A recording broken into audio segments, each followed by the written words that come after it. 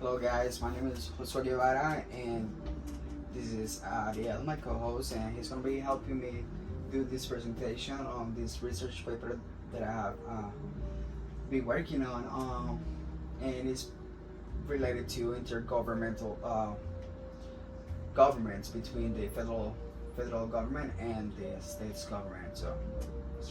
Okay, so my name is Ariel and I'm here to support Josue.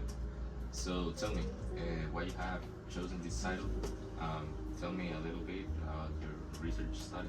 Okay, so this I have chosen this title. Is the United States truly a federalist country? Well, I have chosen this title because my main focus would be on sanctuary cities, and these sanctuary cities are choosing not to cooperate with the federal laws, and so is these actions that they're taking putting in jeopardy or the federalism system in the United States. So that's the reason why I have chosen that.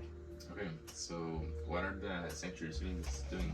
Okay, so basically these sanctuary cities are not abiding the laws imposed by the federal government when it comes to immigration, and they have created their own laws where they basically protect these immigrants, and they're not cooperating with the federal system. So it's creating a little conflicts between the two governments. Okay, so sanctuary cities refuse to comply with federal immigration laws. Does that mean they going against the U.S. immigration system? I mean, it can be seen on that type of way.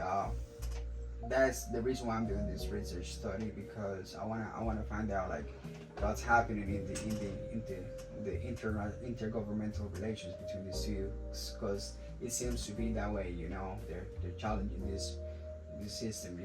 Okay, so basically they are testing how much autonomy local governments can have.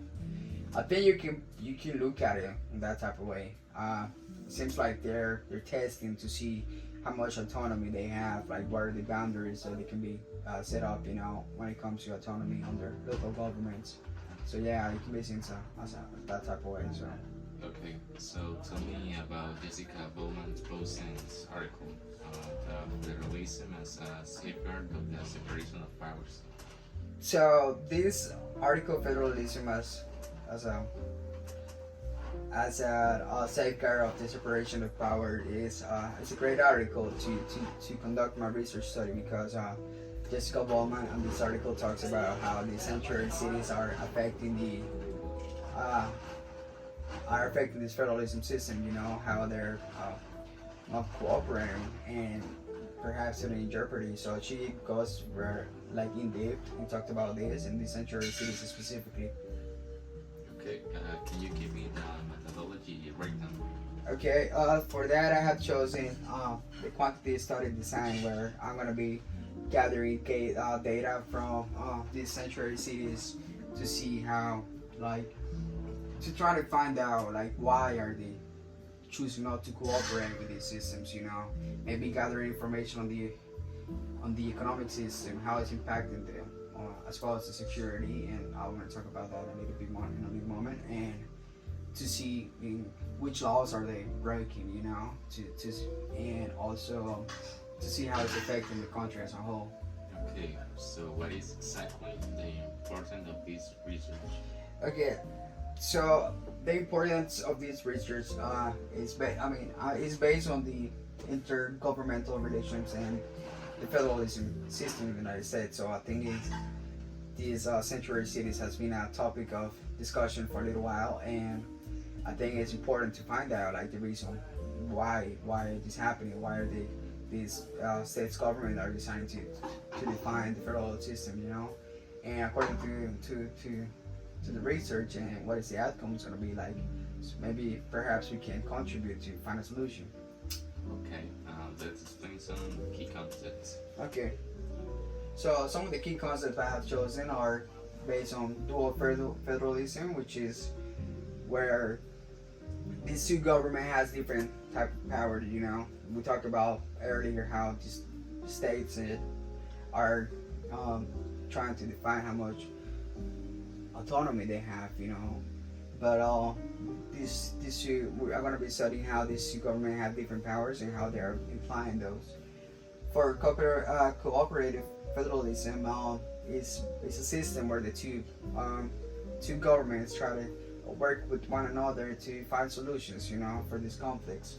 For the Predation doctrine is basically saying that the federal system is a priority, and the states are supposed to follow these laws that have been implemented. For the game theory, it's basically an example I want to give is how the sanctuary cities are acting when it comes to these laws and how other cities are acting, like what are the reactions, so.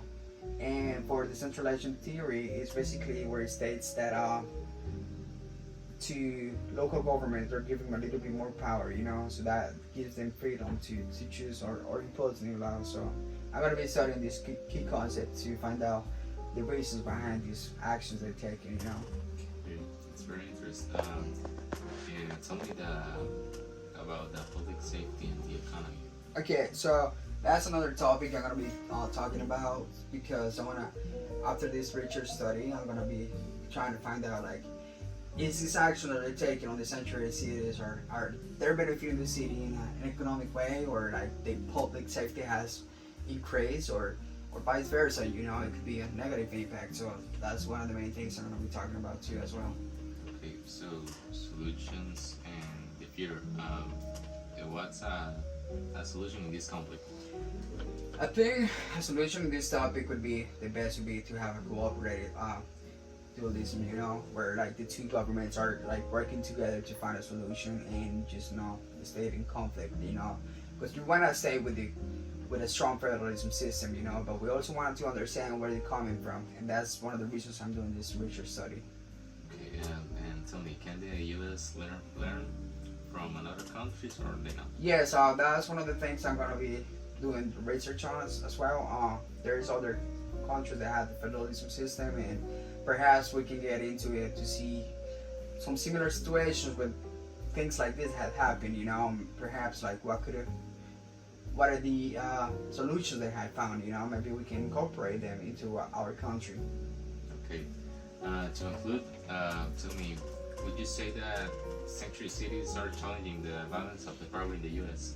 Definitely, I totally think that. I think they're definitely defining this federalism country, and that's one of the reasons I'm doing this research, because I want to find out the reason why, like what are the laws are implementing, why are they changing them, do they want more autonomy, do they want to just to stay away from it, so yeah, so I do believe that, and I'm going to be doing some research study to find out the real reason why, why are they acting this way, what are they gaining from it, what are the negative impacts. So I'm interested to see what are the results. I'm very excited about this research study, and I can't wait to see the outcome.